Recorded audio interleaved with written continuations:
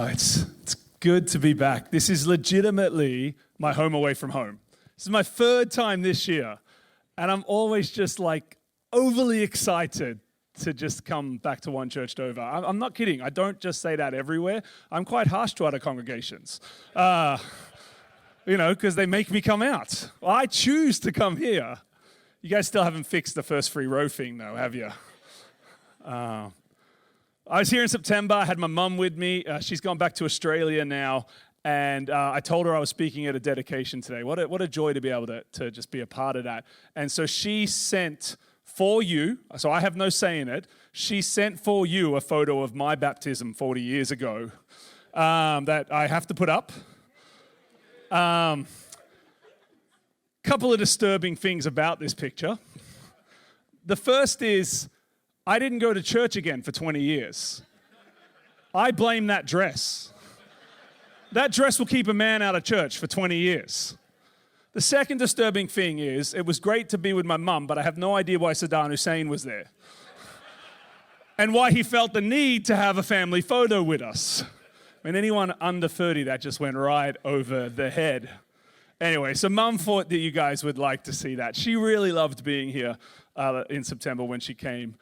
I don't get to preach today. It's more of an exaggerated thought. I've been told I got 15 minutes and I've wasted 5 on a photo of Saddam Hussein.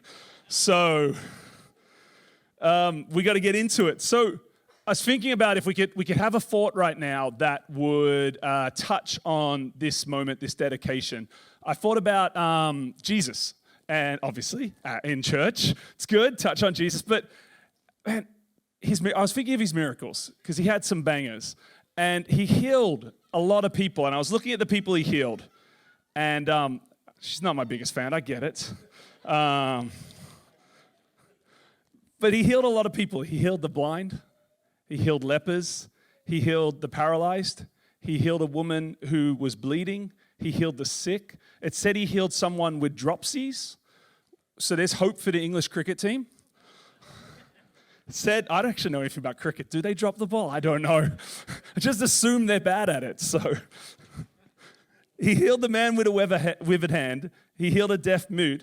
He even helped Lazarus out of a nasty case of being dead. So he healed a lot of people.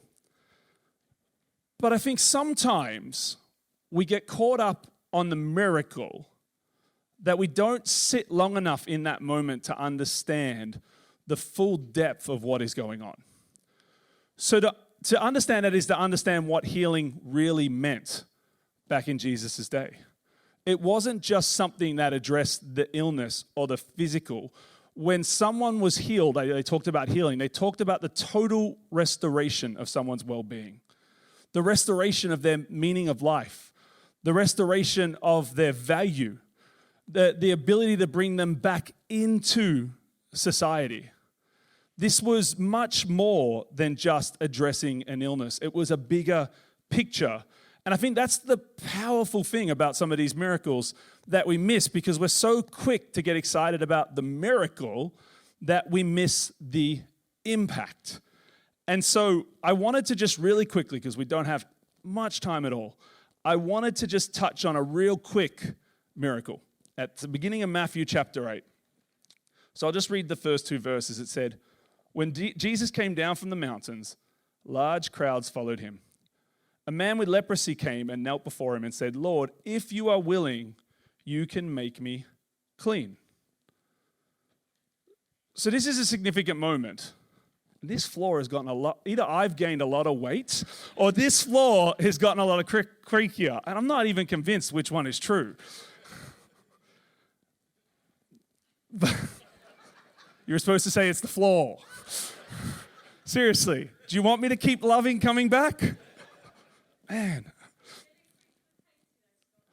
Yeah, but have you seen those heels?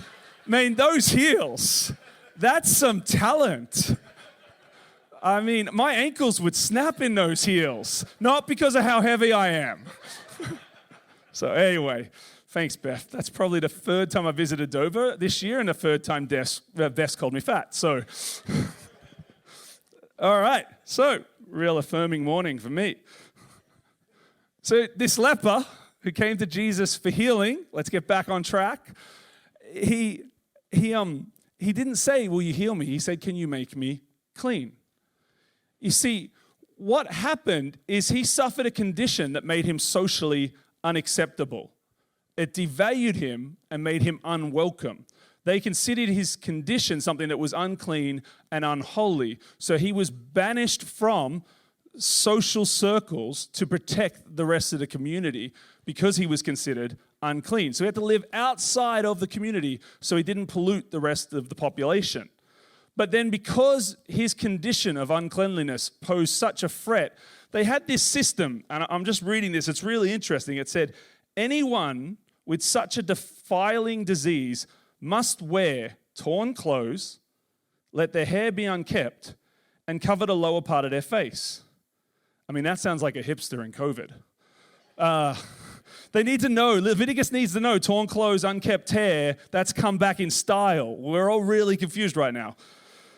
It's great when a joke bombs and there's like 2 people that appreciate you.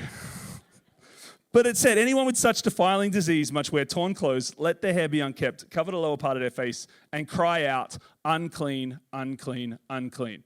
So not only was this man exiled from community, exiled from being around people, if he got near people, he had to yell out, unclean, unclean, unclean.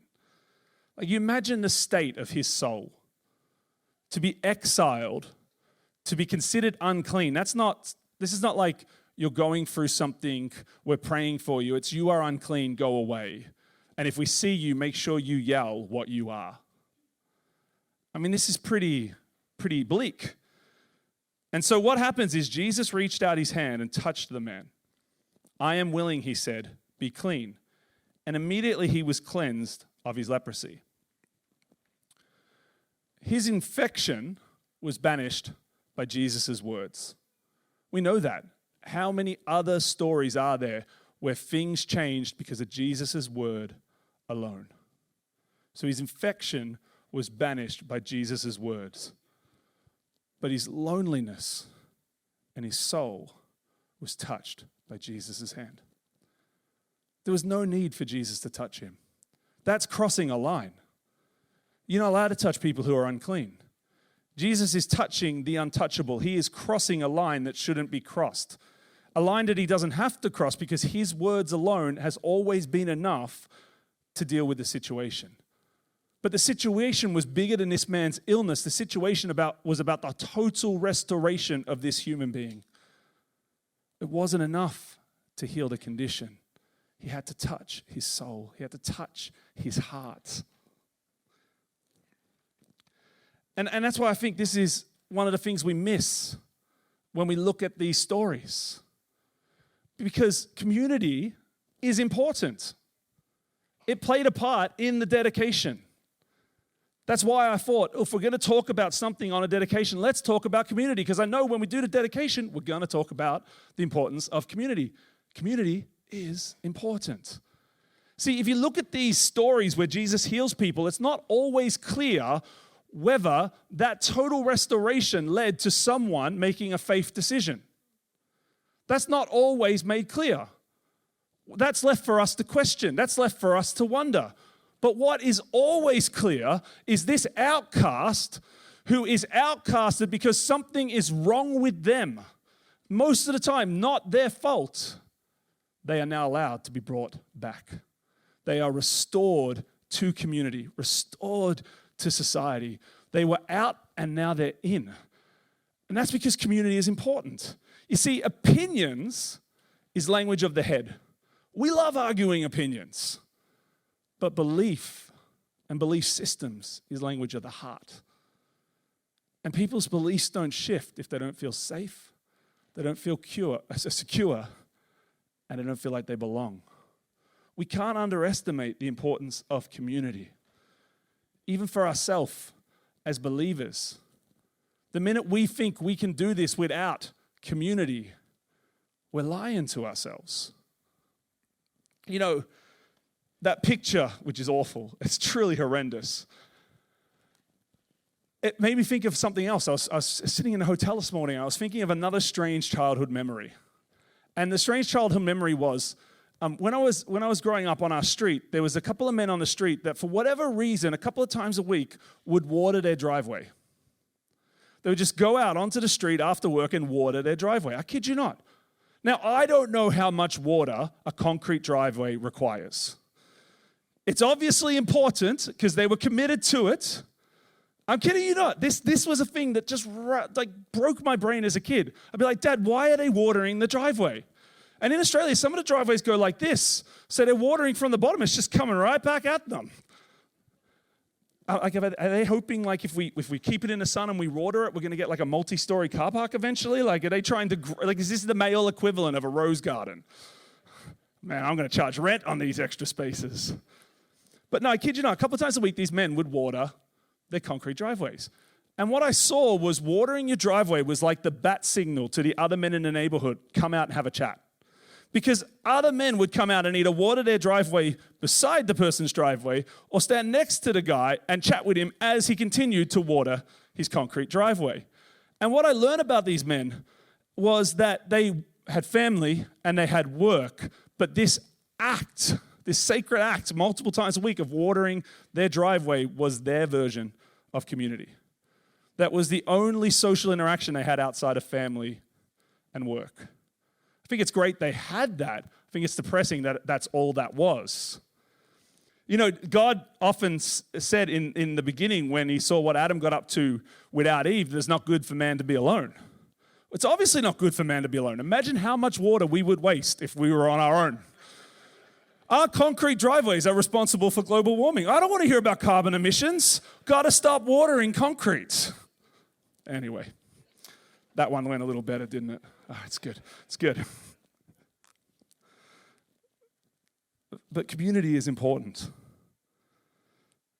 You know, because if we get this right, it's beyond community. It's meant to be radical family. Radical family in such a way that that's what we're known for. That's how we become known. And so, yeah, it took guts to stand there and say, we will, as a community, support that family. It takes even more guts to be radical and do it. And not only should believers create these radical families, there is a huge implication to seeing Jesus touch this man, to seeing Jesus touch the untouchable, the devalued, the put out, the divided away. Because this is an image of God's community, a community where there isn't division, a community where there isn't devaluing, a community where there isn't people cast out. This is a place where we are together. You know, you quite often see in a newspaper coins that are worth like 10 times their value because they had a printing error. So in the ancient Near East, if you were born with a defect, you were put out. But in modern times, if you have a coin with a printing error, you are worth 10 times your value. That's how God works. You are worth more than your value. You are worth dying for. So his house is a house where worship is not hindered by division or separation or putting out. It is something where the worship is fueled by the radicalness of the family we have become. So I'm going to round up now because we have something powerful to offer the world, which is true community, radical family. We are to be an active imagination of a kingdom reality, a kingdom truth. So in the season ahead, which is looking pretty bleak, and if it's looking bleak in Liverpool, it's got to be bleak down here too. We need to meet the needs of Dover in all the ways we can, whether it's food banks or other things we're doing. We need to, in this season, meet the needs of Dover. We also need to be brave enough to ask, how can we touch Dover? I'm going to pray. Dear Lord, I thank you that we could be here together for a dedication and just a family celebration, Lord. I pray that we will continue to be people that thirst for this family, this radical family, Lord, that we will commit to it, that we will give ourselves to it, and that will thrive in a way that people will be pulled into it, that people will be drawn to it, that people will be desperate for it. That we can be a radical family that doesn't just meet the needs, but actually touches the heart of the community and the people in it, Lord. I pray that in the season ahead that does look bleak in human eyes, It can be triumphant in Kingdom Ice because of what you can do in this season, in this moment, in this time with these people. In your name we pray. Amen.